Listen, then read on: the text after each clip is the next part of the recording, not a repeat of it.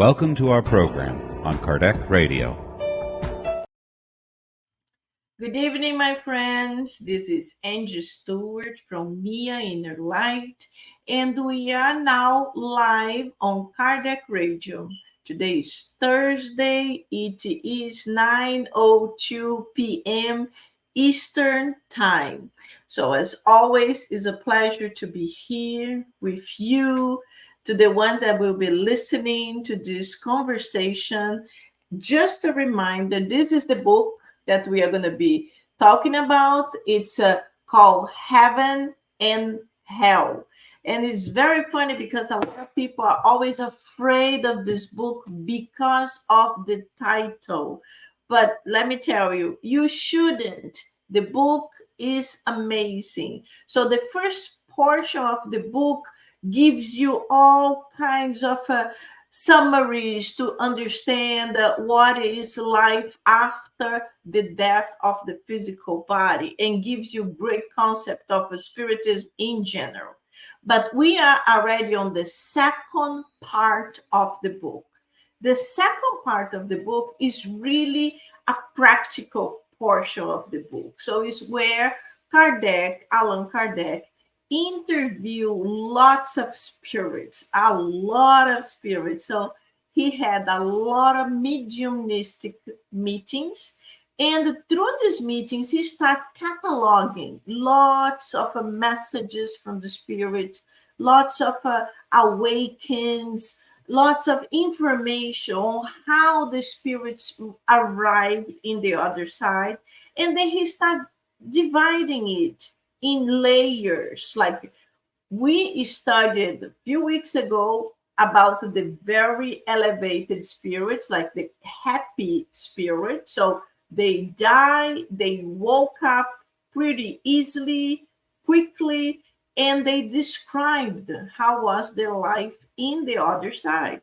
But understanding that in this side, in the real, in the physical side, they were very good people already. So they were like souls that were elevated if we compare to the majority of the population of the planet Earth. So it is understanding that if you are a very, very good person here, why not to wake up smoothly in the other side? So tonight, we are going to be talking about the middle level spirits. Are not super elevated. They are not down there. We are kind of in the middle ground here. So that's what we are going to be talking tonight. So before I introduce my friends that will be my guests tonight, I just would like to remind you to have your water so we can do our initial prayer, and then you can receive these good vibrations. Your water can be benefited from it, so you have these good vibrations, and when you drink will be your medication for tonight. So let's close our eyes and do a prayer, and then we can connect with the enlightened spirits to be able to understand better what we'll be talking tonight. God, our Mother and Father, thank you for bringing us here tonight to this blessed place where we'll be having this conversation with our friends, where everyone can participate with comments, questions. We ask the enlightened spirits to inspire all of us, the ones that will be talking live, as well as the ones that will be listening and will be able to ask questions, as well as the ones that will be listening to the recorded version. So we ask the spirits to help all of us to be able to understand what we will be talking, and more, even deeper, to be able to put in practice, because we are the ones living this life, and throughout our free will, we need to always improve our lives, thinking that this life is a temporary, but our spirit is immortal. And we would like to improve our condition to day by day to become a better spirit. Thank you. So be it. Very good, my friends. So let me bring my guests for tonight. So this is Yvonne. Hello, Yvonne. Hi, Angie. How are you? Very good. Thank you. Thank you for being here with us. Can you just tell us a little bit about where you are and how you discover Kardec Radio and miainnerlight? Oh, sure. Okay, I'm Yvonne. I'm in Pennsylvania, Lancaster. I used to live in Florida, and that's where I was introduced to Spiritism. But I left Florida right after that and moved here. And in 2020, when the pandemic happened and everything went online, I reconnected with a number of study groups through the Miami Conscious Living, and then I was introduced to Angy, and the rest is history. I've been studying since 2020. Seriously, I'm in oodles. I'm in maybe 4 or 5 or 6 study groups right now in different areas. Wow! You are a study machine. I have a lot of catching up to do. That's amazing. Well, I'm super happy. This is really good. And, as we always say, oh, the pandemic was horrible. Yes, there were many horrible aspects, but as everything in life, there are the good aspects too. And the possibility of having so many things online. This is another thing that is absolutely great, including work, because in the past, we really couldn't work from home. We all had to go to the office. So this is another great possibility that came after the pandemic. So my next guest is Julio. Hello, Julio. Hi, Angie. Thanks for having me. Hi, Yvonne. How are you? Good to be here.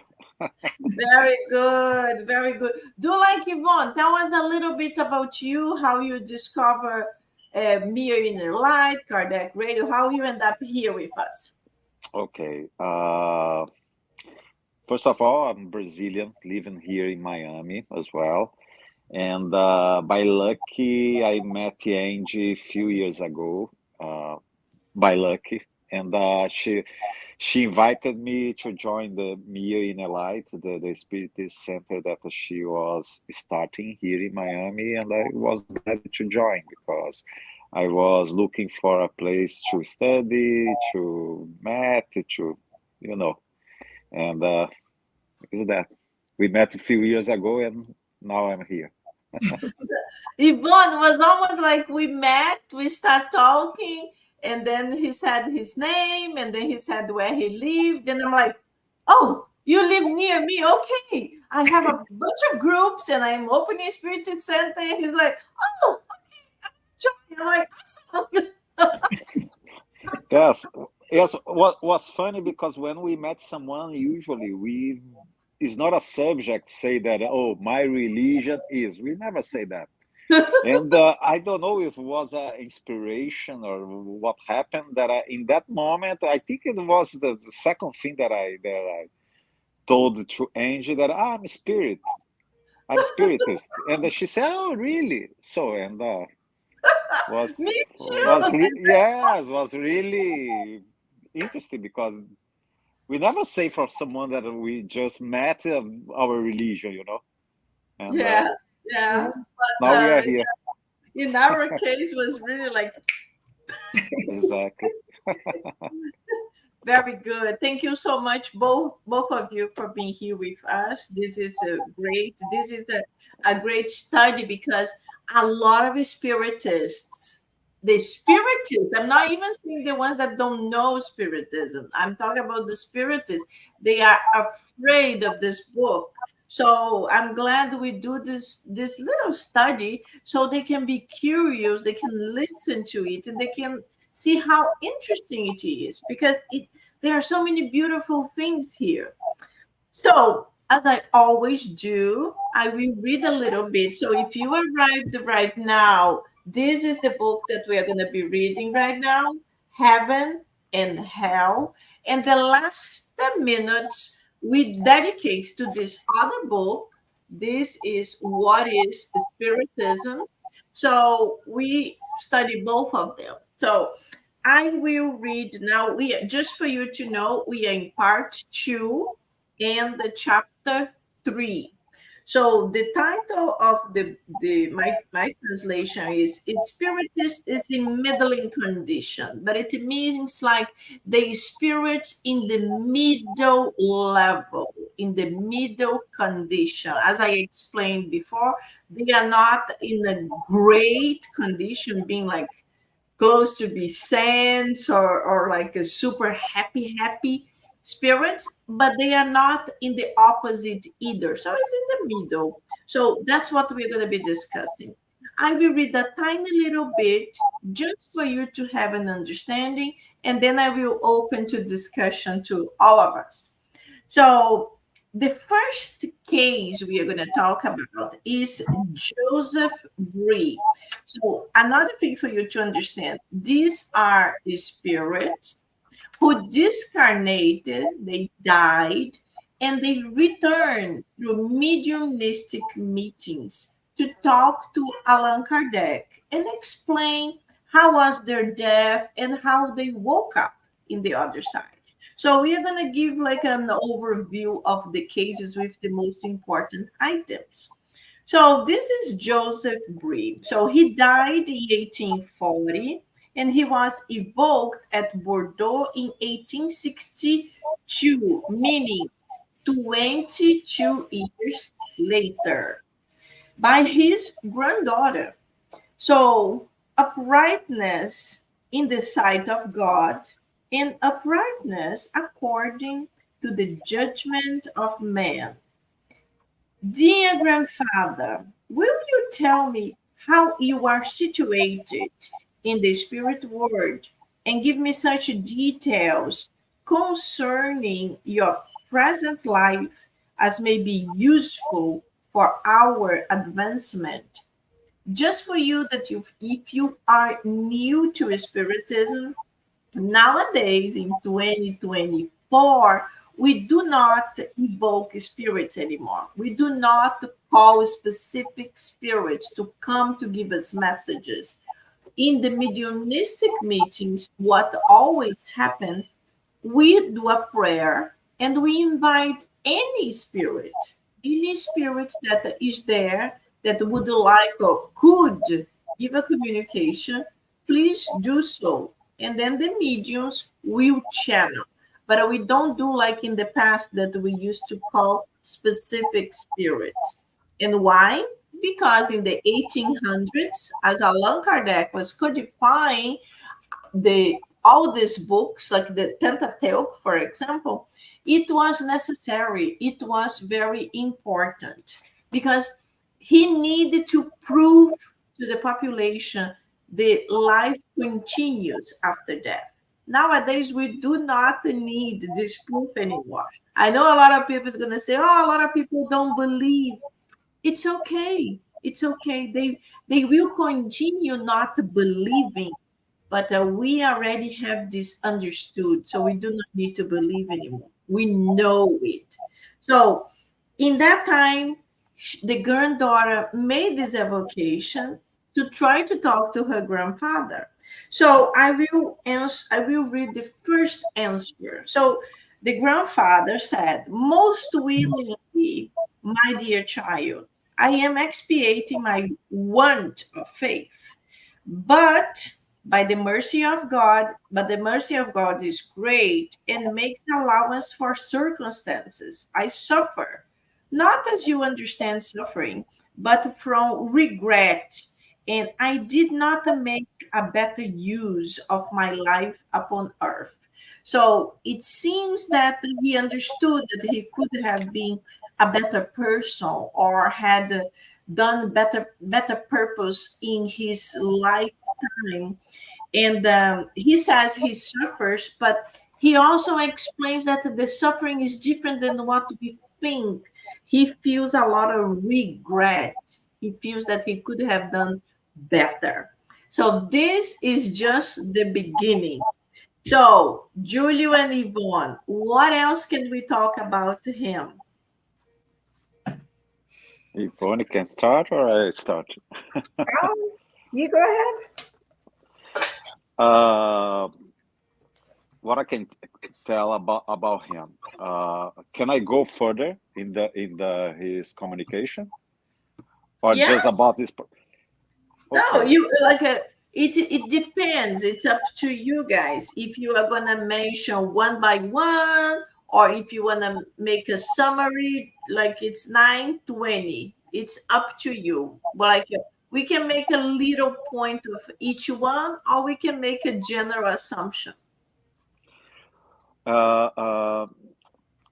So to start, I think so. Kardec organized the book, and because he received a lot of communications, and just to organize the book, he chose some message, just some, because he received a lot of different messages, communications, and he put this message in three different chapters. One is the happy spiritist right now, the ones that is in the middle level, maybe, and we will see in the next meeting the ones that are suffering in the spiritual help. But one thing that for me is interesting, that this feeling about this is my point of view, okay, Angie? This feeling about be happy or be sad is particular. Even that Kardec put this, these spirits right now, they are in the middle level. This doesn't mean that they are in the middle level all the time. I think the same for happy spirits. They are not happy all the time, and suffering spirit, they are not suffering all the time. This depends the moment. Like us, we are not happy every day and we are not sad every day. So, but just to organize better the messages, Kardec put these communications in these three different chapters, but it doesn't mean that these spirits here, they are in the middle level. Maybe for these communications that we receive here, they are in a moment, they are, I'm okay, I'm not suffering, but I'm not happy. But I'm not happy. But this doesn't mean that they are sad or happy or in the middle level all the time. Well, one thing that we have to understand, like when Kardec says happy spirits, we are not talking about happy ha ha ha all the time. We are talking happy in the sense that they live more towards the others than towards themselves, and this is what makes them happy, because they love to donate themselves to the others. They are already living that. So these spirits that we studied, that the Kardec mentioned, happy spirits, they are happy because they are already in this process of living for others. We have examples of Mother Teresa of Calcutta. In Brazil, we have Chico Xavier. So they are donors. They are always giving. This is what makes them happy. And when they are like this, doesn't mean that they have moments of sadness. It's not about feelings, because we all have moments of sadness when we are incarnated on earth. This is for sure. Mother Teresa of Calcutta, she was not happy all the time because she lived through so much pain, and she felt very sad many times, I am sure. But the happy that's the title he gives, is that those spirits that they are giving all the time towards others. So they are not living for themselves only. And the middle level spirits is what you are mentioning, because they go like this, but they don't go too much too high on the happy, meaning they don't do too much to help others. They are not in this condition like she was, Mother Teresa was, of giving herself, going to live in India with the very poor people to help them. This is not a condition yet. This is a goal that we will all feel this desire, but they go a little bit, it's like us. We think a lot about us, and we have moments that there is a person in need for something, or maybe it's a friend that's in need of a help, or someone, and then we have that moment that I'm gonna help, I'm gonna go and help.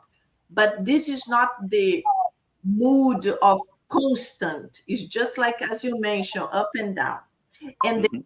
next level that we are going to talk is level down. That's for them, this thing of helping someone, it's really like the exception. So this is exactly what Kardec was trying to explain.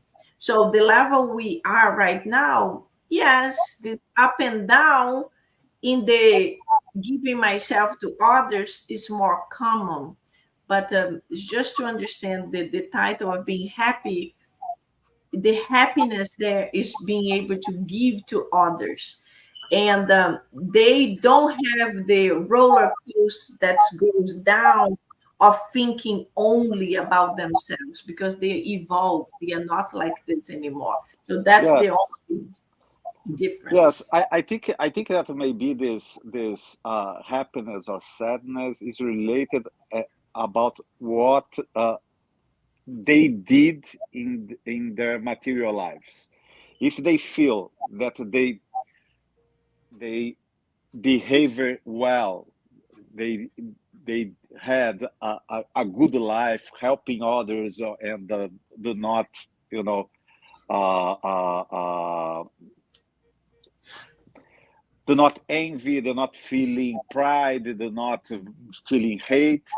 I think that they did. Oh, I lived well, and I completed my plan.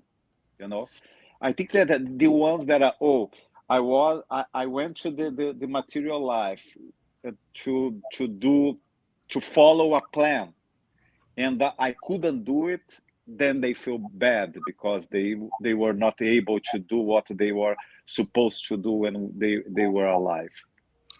If I can jump in, it seems to me that the messages from the happy spirits, their messages were more instructive to the general, to whomever would, whoever is listening or reading it. Whereas the messages from the average spirits or the middling spirits, they spoke more about the hardships that they went through in their transition, how prayer was so important for them because Yes. they realized that connection to God after they had discarnated, how important God was, and how they had regretted the way they had lived their lives. They had not really they had squandered their lives, as we will see, and what some of them will speak about that. So I thought that was a clear, and again, their transition for the happy spirits, they transitioned very easily. So when they discarnated, when they died, they were able to wake up in the afterlife in the spirit world in a day, like the following day they would be there. Whereas for the average spirits, there was more confusion in their transition. So so the happy spirits were more elevated human beings. They had done better things in their lives, whereas the average spirits, they were good people, but they missed that connection. The moral part wasn't highlighted in the way they lived their life. And in the spirit world, they realized how important it is, or it was, that they should have lived that way. That should have been a focus in their life while they were on earth. So I thought that was interesting. Yes. Yeah, it's very good. And then Yes. the next chapter will be the suffering spirits. So the suffering spirits are the ones that are feeling in pain. So you mentioned, Yvonne, the disconnection, be able to transition quickly. So the ones that are in pain, they're still feeling a lot of disturbance. Many of them are still connected to their physical body, so they don't even have the understanding they actually died.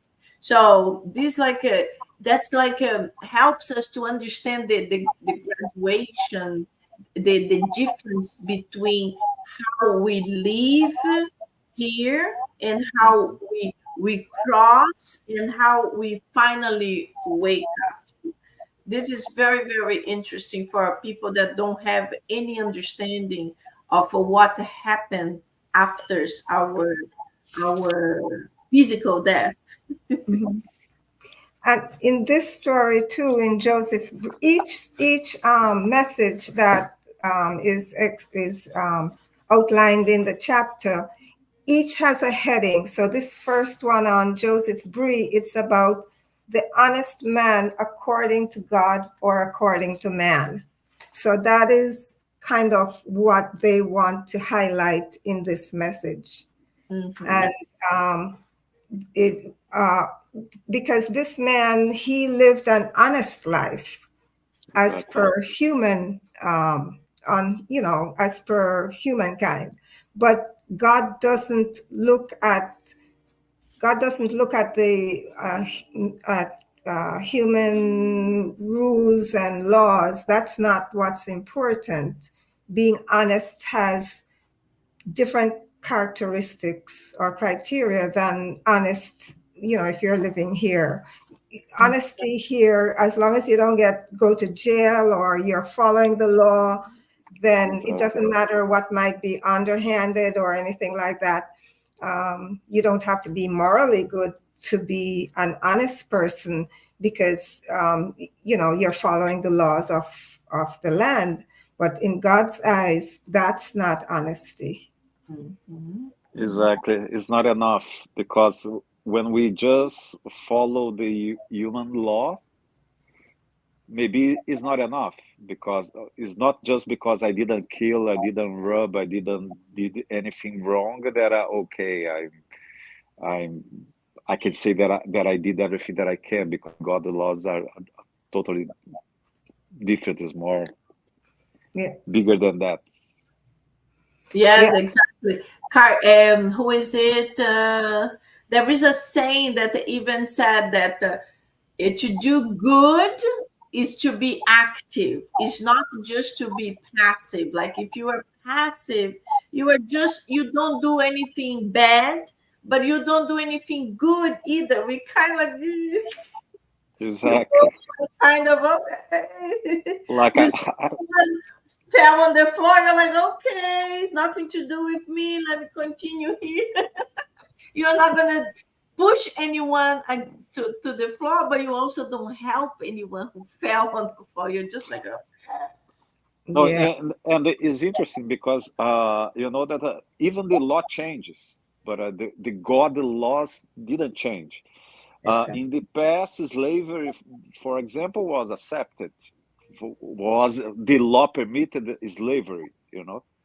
And but this is not accepted in the God's law, and not because in that time, oh, I have my slavers here, in the same time I'm going to the church, or I'm doing my donation. This was not enough. yes, So the God laws is totally different. Not totally different, but it's different from the man's law. Mhm. yes, definitely, definitely. What else? What else can we say to describe why these spirits are middle level compared to the happy and to the unhappy ones? I think, as you said, they didn't do enough while they were in the earth, in the material life. They just lived their lives and worried about material things, and just that they didn't do one more step to help the others, and So give me examples. We always run out of time, but now we have a lot of time. So give me examples. You can check any of those spirits. We have many examples here. Give me an example of a spirit who mentioned, I should have done this, this, and this, or I am unhappy because I haven't done. So we can help Yes, our one of them was Joseph Bree. He said that, oh, I didn't do enough, and I'm feeling sad because I could do more and I didn't do. This is Joseph Bree. He mentioned that. But yes, there are many examples in this chapter. We have, for example, the doctor. I think Mr. Cardan. Yes, he was a good man, but without any beliefs. He was totally materialistic guy, and he had a good life, honest, but he didn't do anything beyond that, you know. Yeah, that's the one that he was a physician on a whaling ship, and then he was strongly attached to the material world. He retired from the ship business, and then he practiced as a country doctor after that. But then he got sick. He had this heart problem, hardening of the heart muscles or something like that. And he was very depressed because he knew he was going to die, because this was an incurable disease. And so when he even knew when he was going to die. He 2 months before his death, he told his children or his wife that in 2 months' time on this day, I'm going to die.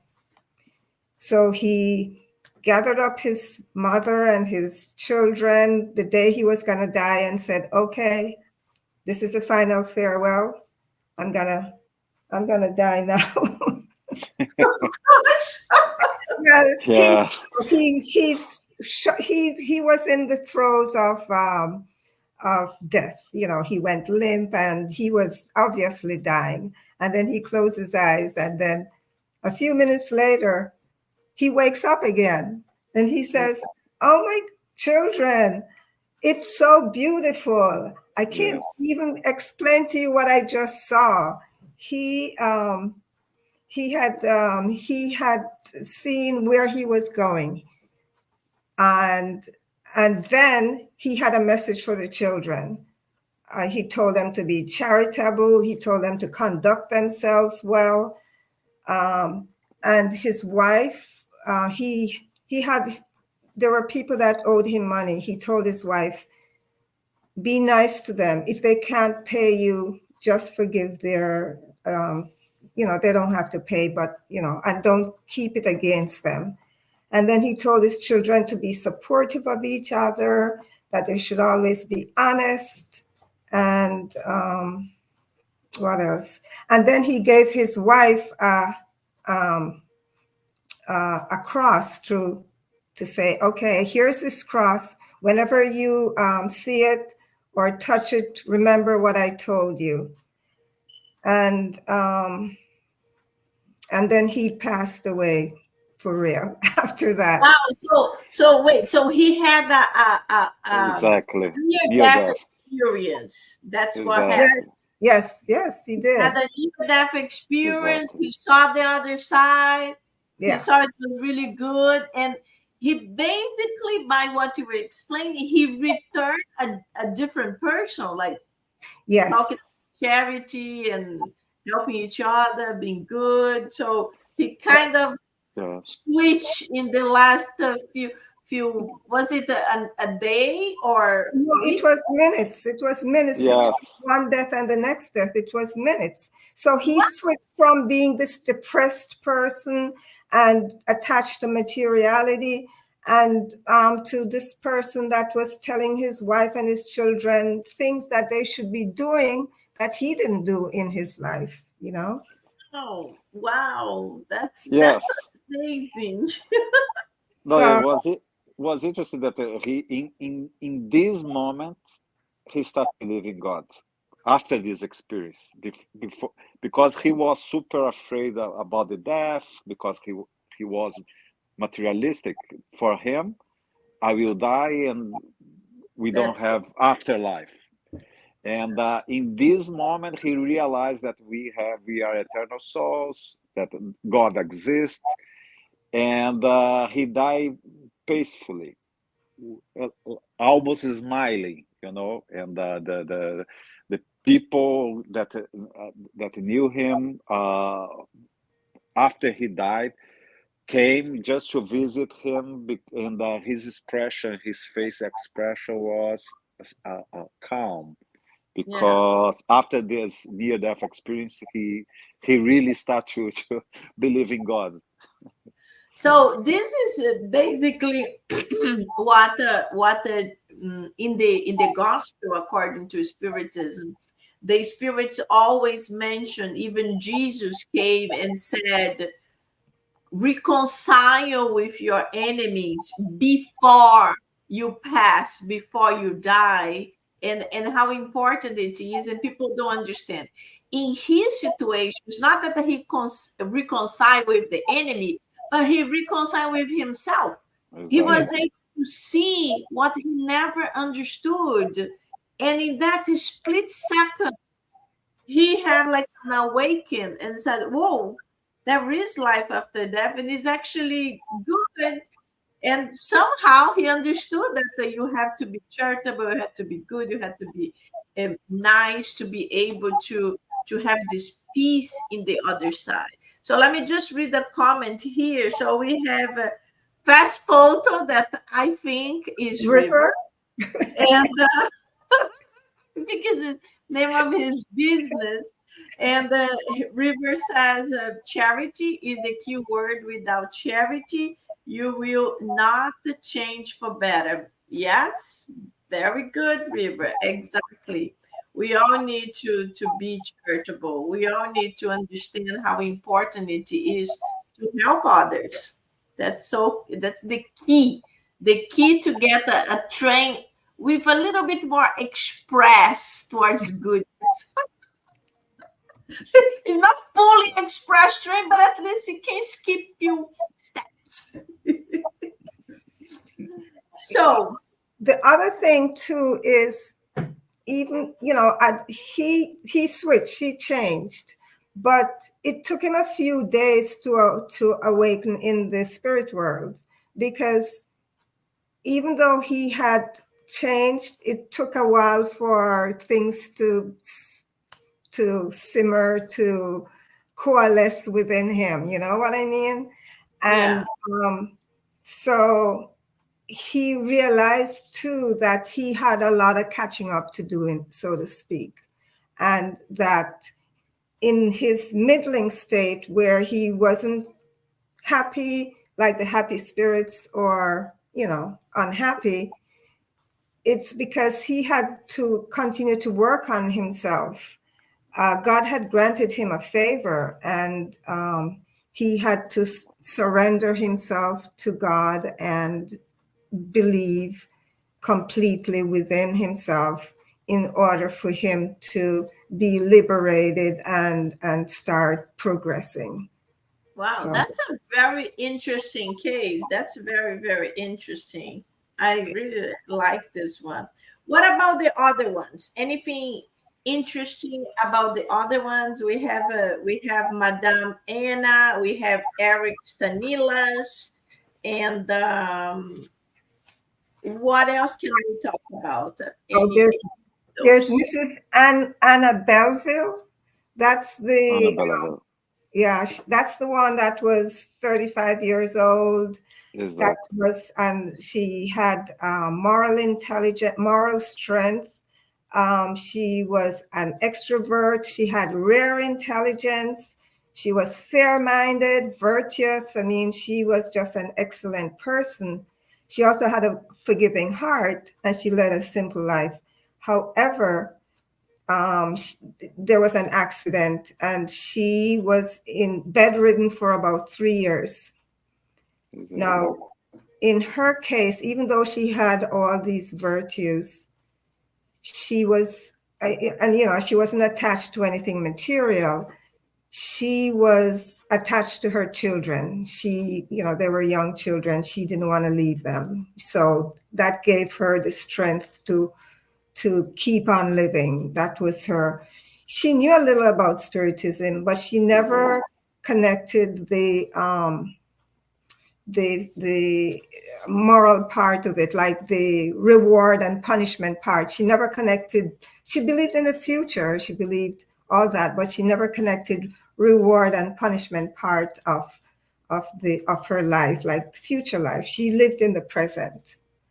Exactly. Mhm. She knew about the afterlife word. She believed in the, oh, we are eternal souls, but she was not worried about that.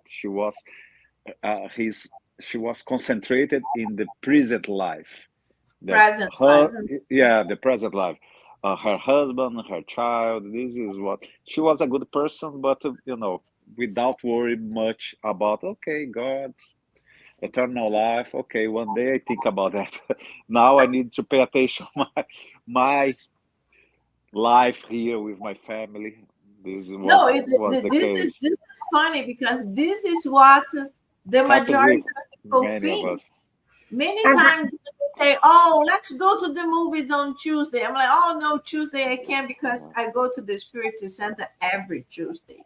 And they're like, "What?" yes, And then I explain, and they're like, "Come on, you can miss one Tuesday. It's okay. You are very exactly. spiritual already."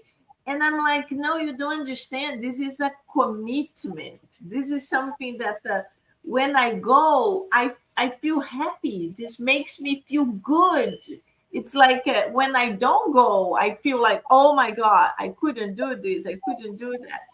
But there are some people that even there are people who are spiritists. They are spiritists, but they are not in that.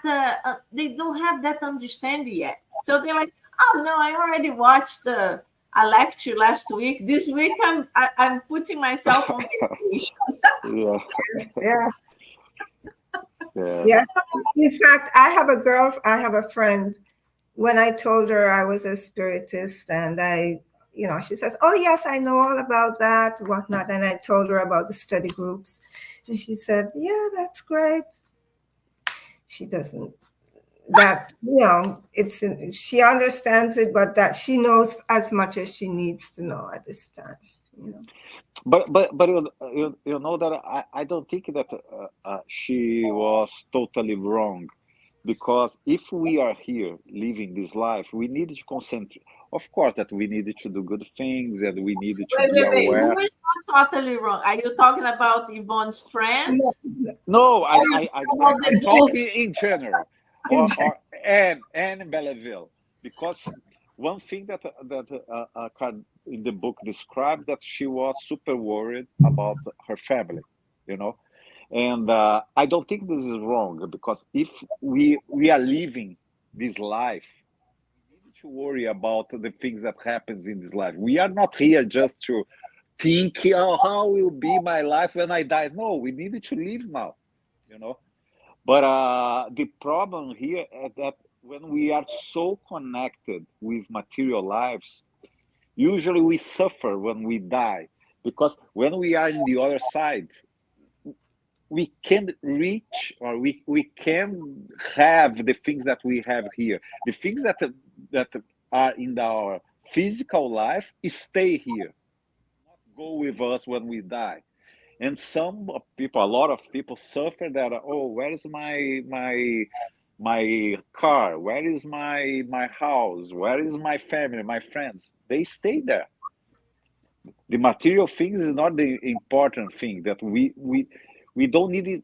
We can't attach ourselves in the things that we can don't go with us when we die. So, but Including our kids.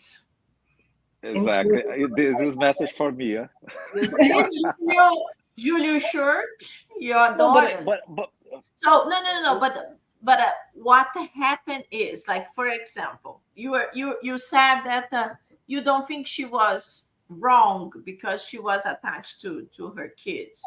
Well, if we have kids, or don't even need to be kids, if we have someone we love, we will be attached to that person. But when you believe in God, when you believe in the afterlife, you are sure something will happen to help them. It's like the spirits tell us our kids are not our kids. exactly, We were parents of them in this lifetime, but they are birds. And in the moment that they grow up, we have to open the cage and let them free, because they are not our property. So it is, for some people, it is very difficult because we are attached to them, we love them, we want them close to us. And I am saying that because I feel like this many times too. My son is already 19, and it's difficult to understand he's an adult. What? You're not invited me to go with you, or you're not going with me? What? But we have to understand that when we let them go, then they will make the decision if they want to stay or not. But it's very important for us to have this understanding. They are kids from the world, because everyone feels the syndrome of the empty nest, because arrives a time, even like us, that we move away because we will have our own lives. Our parents will be always part of it, but we will go a little bit further. And this is painful to a lot of people, especially Latins that are so super connected.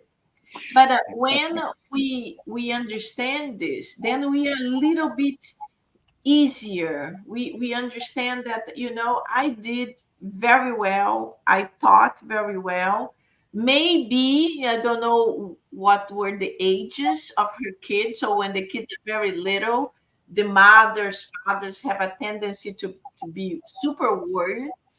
But exactly, in the mini romances of the spirits, some of them, Emmanuel, they tell us that everything has a plan.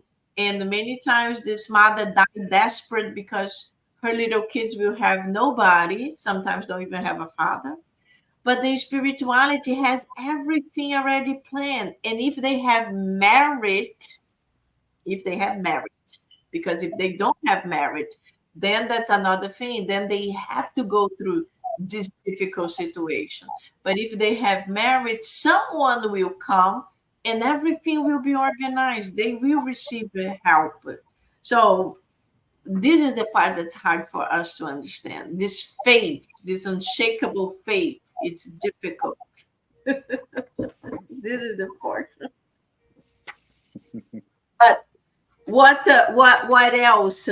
What else we can finalize here and move to the other book? Any? Oh yes, let's focus on what you both mentioned in the beginning. You mentioned that most of the spirits mentioned there were certain things that were so important and they didn't practice very well, like prayer. I heard you guys saying prayer. That's another thing that a lot of people, they don't They don't think this is, even people that are actually religious, they don't think it's really important. So, like, I'm not even talking about spiritism, I'm talking religion in general. They pray when they go to a church, or they pray when they need something, or when they are going into trouble and And they problems. remember. But the majority, it's very hard to pray for Thanksgiving. It's very hard to pray for good things. Thank you. Thank you for this, and this. No, they pray like, oh, please help me this. Oh, please protect me. Oh, please. Oh, I'm going into surgery. Oh, but if we could have a daily practice of thank you for my day, help me to have a great night's sleep, wake me up well. So, what the spirits mentioned about that, or many other things, whatever you guys want to finalize. In terms of praying, some of the spirits um, thanked those people that prayed for them because it shortened their transition from, you know, the moment they died until they woke up. And some of them completed their transition once others in the, I guess, in the incarnate and the discarnate world prayed for them, you know, and that was the only way in which they were able to complete that portion of it. So it's very important if someone dies that you continue to pray for them and pray for their transition, because that plays a very important part in the crossover. Yes, Exactly. is interesting that some way that I don't know how to explain. They receive the message. They know that we are praying for them, and they feel better. If you ask me, but how? I don't know how, but I just know that this happens, and many spirits say that, oh, thank you for praying for me, and this helped me to feel more strong and find, you know, ways to go ahead. So in the end, in the message that we receive, we know that the praise helps a lot. Yeah, no, It's not definitely. something that we just pray and that's it, and nobody is listening. No, they are listening. They receive the message. Yeah, in the book Nosso Lar, they explain how the message is received. You know, we've received the message like if we could compare to our life here in a email, in a text message, in a WhatsApp message. We've received that, and it's almost like besides the understanding who sent you, because this is more or less how they receive and they discover who is praying for them. They also explain that the prayer, depending of the intensity of the how many people, who is the person, it's almost like a glass of water or a jug of water or a glass of water to the ones that are thirsty. So it is very interesting description because you discover who is praying and you feel good, you feel replenished. And another thing very important, we will be talking about suicidals in the not next month, but in the following. And another thing that the spirits mentioned that in the past, the churches, they had this thing that was forbidden to pray or to do a mass or even to bury the suicidals in the ground of the church because they had gone against God. And in Spiritism, we understand that these are the spirits that need the most of prayers because they are in constant pain and they need constant help. And the spirits tell us so much that Mary, mother of Jesus, she is the head of a colony in the lower zones that receives and takes care only of suicidals.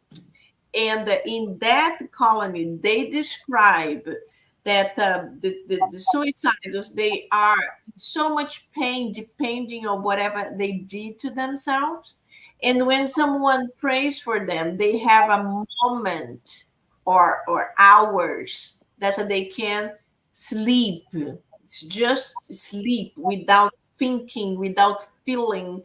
And this is like, wow, it's amazing, like how we can help them. And in the past it was forbidden, like you couldn't even think about that. So this is another beautiful thing that spiritism clarifies, like, no, we should pray, we should help them.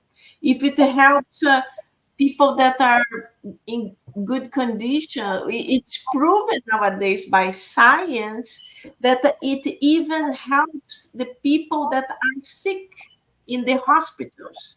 So there are these beautiful studies with people that are sick, half pray for them and the other half don't pray. And the ones who are receiving prayers, they all demonstrate that they are improving their physical condition. So No, very and interesting. one thing that I thought now that even here in the earth, if we compare like soldiers in the war, when they receive a message from their family, letters, it's like a prayer. They receive a message, like you said, WhatsApp doesn't matter. They receive the message. They the moral. They feel much better. You know, Yeah. it's important for them to know that the family is still, or the loved ones, they are still thinking on them, because when they receive the message, they feel more the moral, more strong to go on. You know, Yes. Yes, definitely. happen here, it happened there. Definitely. Well, let me put the other book. We don't have much time. We have like a few minutes, so let's just try to read the little bits that we have. So let me just place it here. Yvonne, could you read just the book portion so we can be a little bit Sure. faster? One of the greatest dangers, okay, we're reading about dangers mediums might encounter. One of the greatest dangers regarding mediumship is obsession. That is the control that certain spirits may have over mediums by imposing themselves on them with apocryphal names. This is also a danger to the new and inexperienced observer. Very good. Do you guys know what apocryphal names are? Yeah, those would be like phony names, made up names, or they could say they are, I don't know, Jesus or Michael or somebody, you know. Ex- Yeah. Exactly. That's the thing. Like, this is what is the danger, because in a mediumistic meeting with mediums that are not very experienced, dialoguers, the group is inexperienced. And then comes this message, and the spirit finished and says, Jesus. And they are all like, oh my God, it was Jesus. It was Jesus. But it can be so many Jesus. Like, just to tell you something, I am working on a client, and I am reviewing the directors. In the board of directors, they are 10 people. 3 are Jesus. The name? Three different Jesus. I was like, Wow, I cannot believe it. It's a blessed company.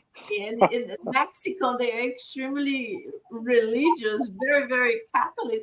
But what's very funny, because 3 Jesus, Jesus, Maria, Jesus, Antonio, Jesus, but 3 Jesus. I'm like, oh my God. So it could be that Jesus, but of course, we are going to always think about Jesus. Jesus, the Son of God, the one who came to change the planet. And this can be dangerous, because if this group of people believe this is Jesus, not Jesus from Mexico or from any other place, then they start believing the messages, and little by little they can end up in big trouble, because then Jesus comes and say, listen, now everybody has to use blue, and then everybody dressed in blue, and then another message, oh, now nobody can eat for a day, and then it little by little can start going in deeper trouble, because they become fascinated, believing this is what's supposed to do, and they stop really rationalizing, and then crazy things can happen, and they like, no, but this was Jesus who said, and they all start doing it. So this is one of the dangers of apocryphal messages. So we don't have much time, so I just want to read this one. So obsession presents the three main well-characterized degrees: the simple obsession, fascination, and subjugation. So next time we are going to go through every single one to understand the difference. What is the obsession, fascination, and subjugation?